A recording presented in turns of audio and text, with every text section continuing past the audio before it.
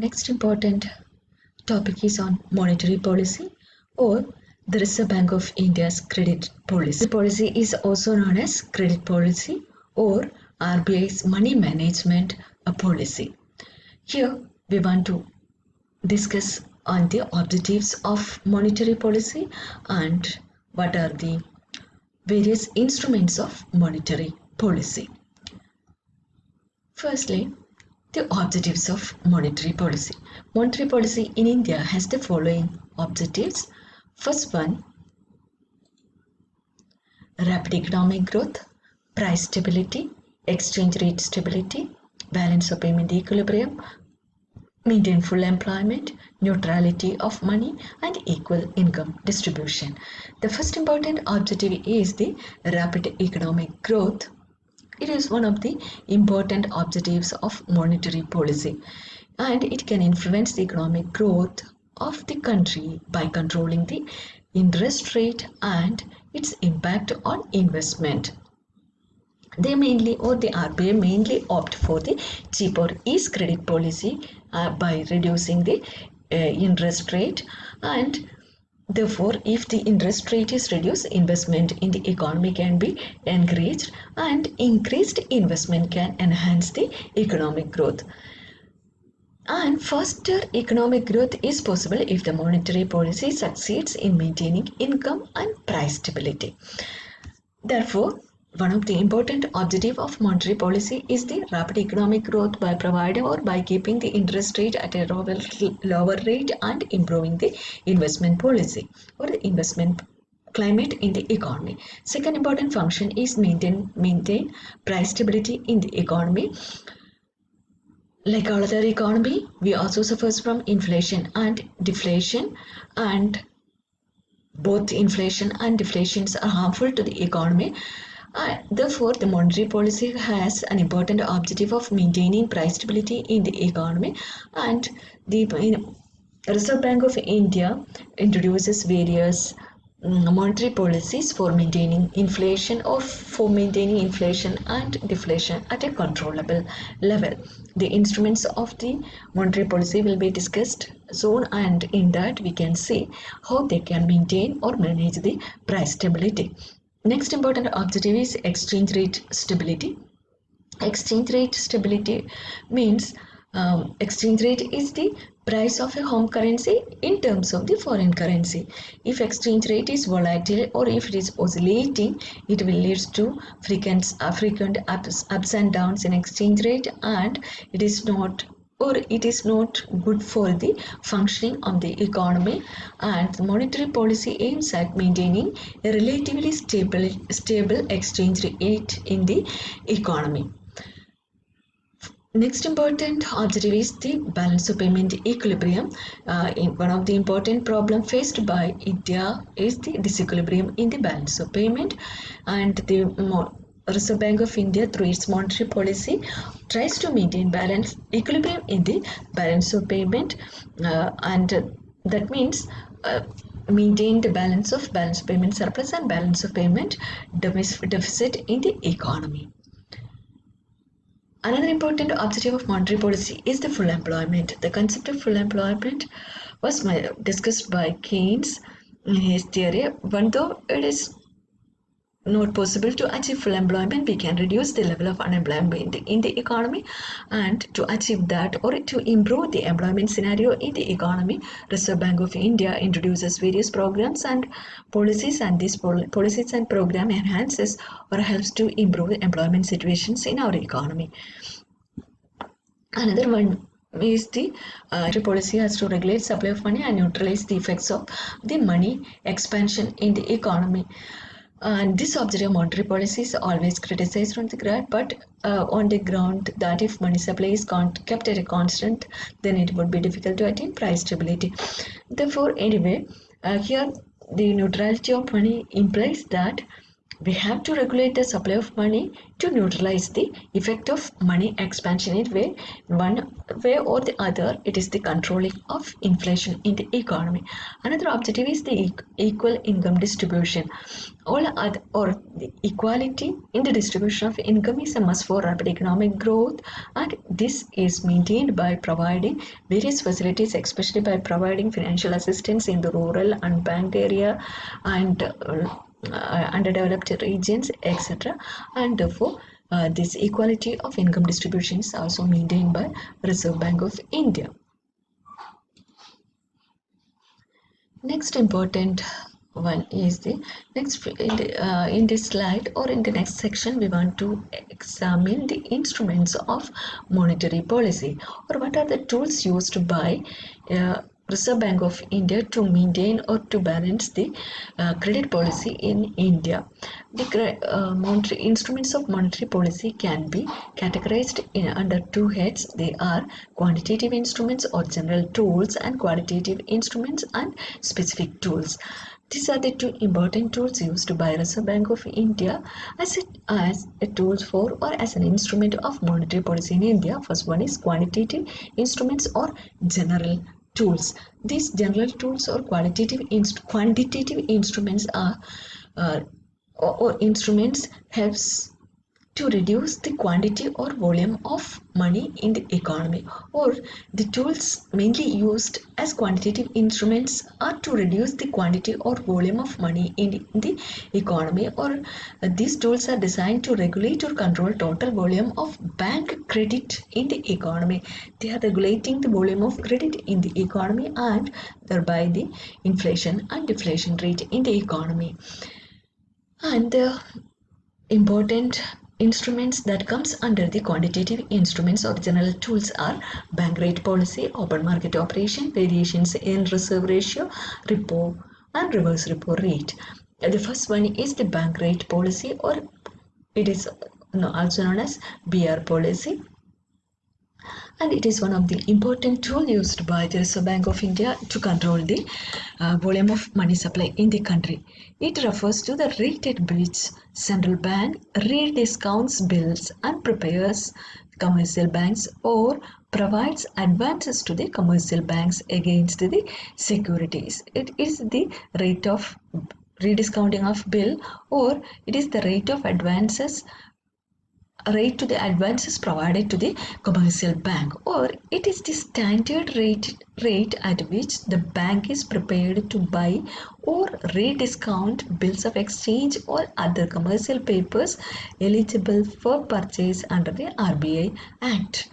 Thus, here the bank rate is the standard rate for purchasing or buying or rediscounting of bill.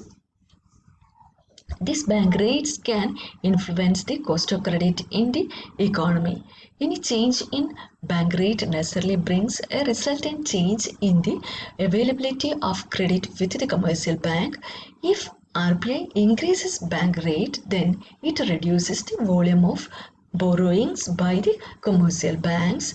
Then if the volume of borrowings are reduced, it will reduce the credit expansion in the economy, and with increased bank rate, actual interest rate for the short term and for the short term lending goes up, and it will check the credit expansion. That means if the RBI increases the bank rate, it will automatically reduces the credit expansion in the economy, simply because this will reduce the credit expansion or the amount available with the commercial banks to a limit, or it reduces the volume of money with the commercial banks, and thereby it reduces the credit expansion policies, or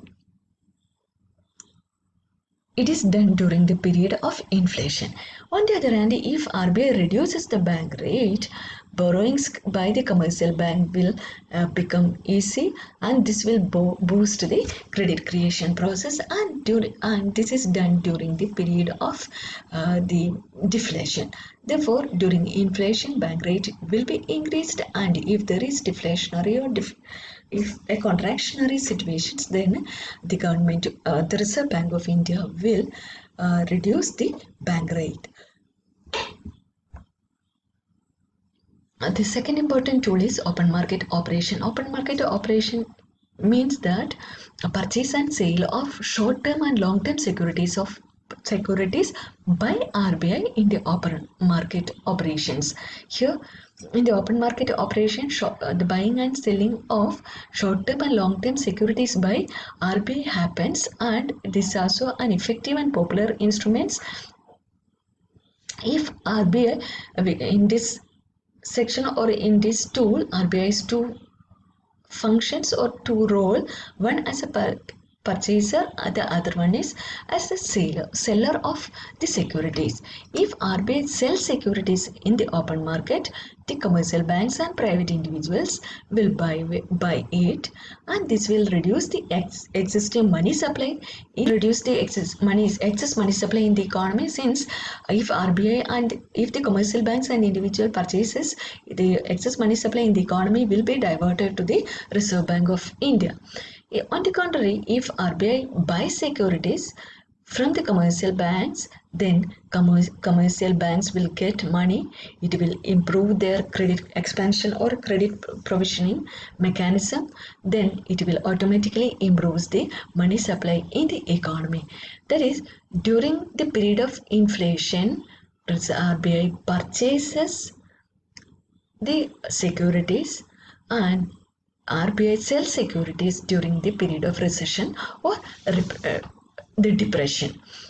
These are the two important mechanisms used by RBI to control the volume of money in the economy. And the third important instrument is variations in reserve ratio or VRR. VRR mainly comprises of two ratios, CRR and SLR, or cash reserve ratio and statutory liquidity ratio. Cash reserve ratio refers to the percentage of the cash with the percentage of cash with the commercial banks to be maintained with the RBI, and SLR refers to the percent of reserves to be maintained by commercial banks in the form of gold or foreign securities with the Reserve Bank. And in India, CRR lies between 3 to 15%, and SLR lies between 25 to 40%.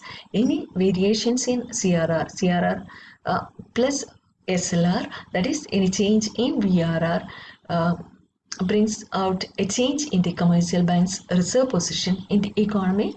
During the period of inflation, RBI usually increases the VRR, and during the period of deflation, the VRR will be reduced. And the next important tool is, or general purpose tool is, the repo rate and reverse repo rate. The repo rate means ready to purchase offer, and reverse repo rate is ready to purchase offer is reversed. Here, this repo and reverse repo operations are part of open market operation. Repo transaction means funds are mobilized by selling securities and simultaneously agreeing to buy them back or repurchase them at a specified price and date in the future. Here, in the repo market, commercial banks are the sellers and RBI is the buyer in the repo market. Here, the RBI buys securities from the commercial banks in the repo market. In the reverse repo market, RBI is the seller and commercial banks are the purchaser of the market. The RBI conducts a repo transaction to infuse liquidity into the economy, and reverse repo transactions are done to remove excess liquidity in the. Therefore, in the The repo and reverse repo markets are the open market operations used by the Reserve Bank of India to control the money supply in the economy. In the repo markets, RBI is the buyer and commercial banks are the seller. In repo market, RBI are the buyers and RBI is the seller and commercial banks are the buyers. How these tools, various tools can be used for controlling inflation and deflations are given in the table here. And bank rate, CRR, SLR, repo, reverse, MSF, margin standing facility, open market operation.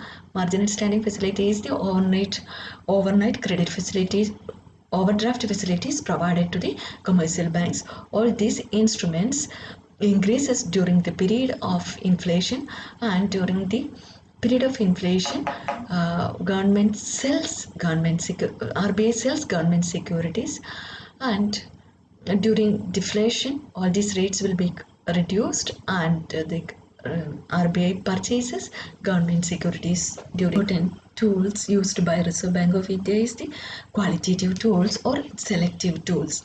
The qualitative tools or the selective tools includes the following important tools like fixing margin requirements, consumer credit regulation, publicity, credit rationing, moral suasion, control through directives and direct action.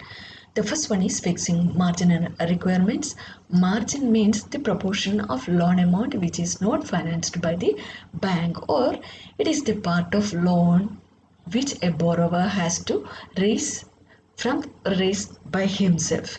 This margin simply means that if we apply for the 50,000 rupee as a loan from the commercial banks, they will allow or they will permit or they will sanction only 40,000 rupee only.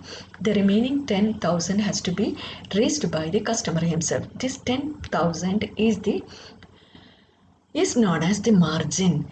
This variations will be made to this margin in accordance with the inflationary or deflationary situation. If the situation is inflationary, government will increase the margin and thereby the government will reduce the credit provision in the economy. If there is deflation in the economy, government will reduce the margin requirements, and this will improve or this will enable the customers to get more credit. This is one of the important tool used as a qualitative instruments in India. The second one is consumer credit regulation, that is reduce the hard purchase schemes, installment schemes by reducing the consumer credit availability in the economy. Third tool is publicity. It provides various publicity mechanism for reducing the deflationary situation, and they will give publicity with respect to what is going on in the economy, what is good, what is to be done, etc. Another important qualitative tool is credit rationing, and credit is rationed by limiting the amount of credit available to the commercial bank system. This method controls even build rediscounting system also, and the Reserve Bank of India fixes the upper limit of credit, and banks are told to stick on that limit. This is the credit rationing mechanism. Then another important qualitative tool is the moral suasion, that is provide suggestions to the commercial banks about the situations prevailing in the economy. They can provide suggestions with respect to the directions, guidelines, and suggestions to the commercial banks with respect to the money supply situations in the economy. Sixth one is the control through directives. If suggestive mechanism fails, they provides various directives, guidelines, and the strict policy orders. And if that fails, RBI will interfere in the form of another tool that is known as direct action. They will impose strict directions or actions on the banks to control the money supply in the economy. These are the These are some of the important qualitative tools or selective tools used by Reserve Bank of India for controlling money supply in the economy.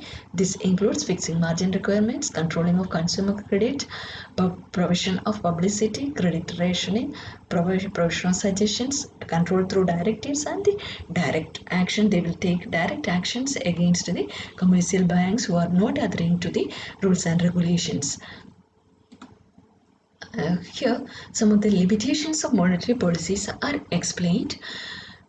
Or even after a strict monetary policy by Reserve Bank of India, our inflationary and deflationary situation is not under the control. Some of the important reasons for that is explained here. First important reason is that there exists a non-monetized sector.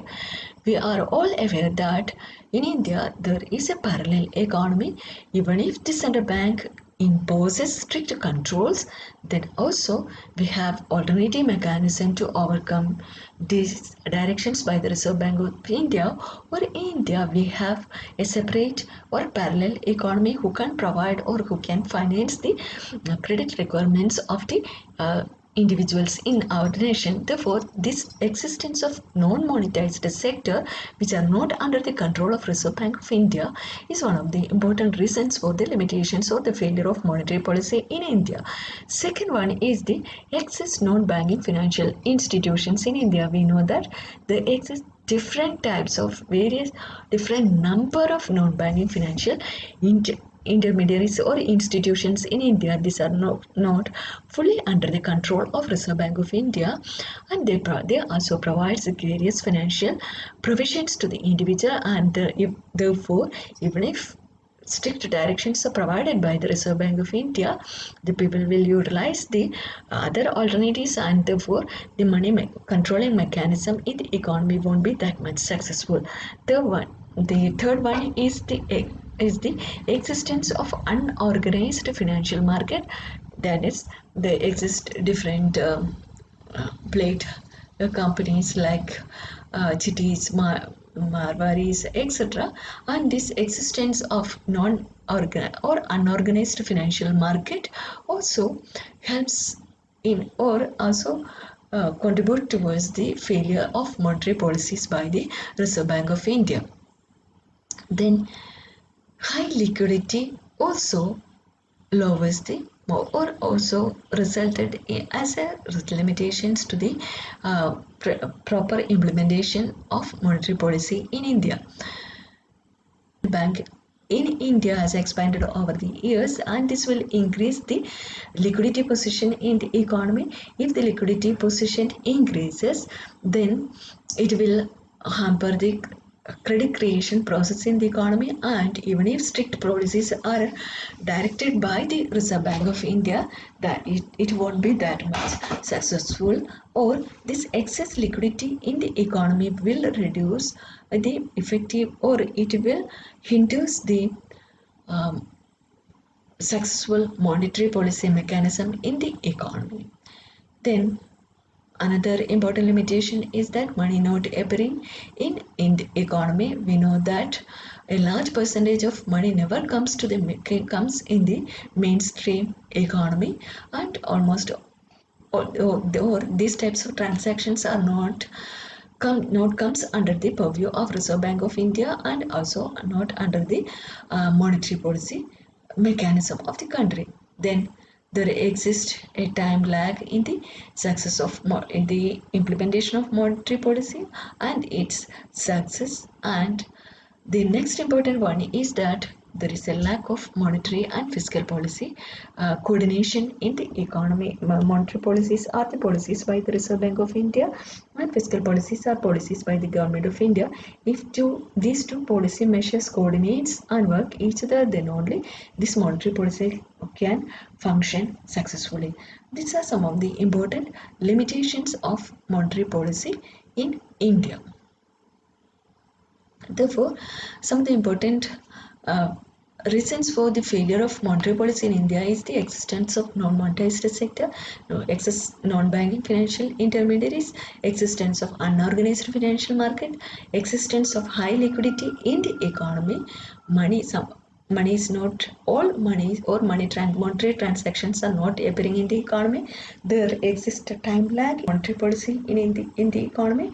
There exists a lack of coordination between monetary policy and fiscal policy in India.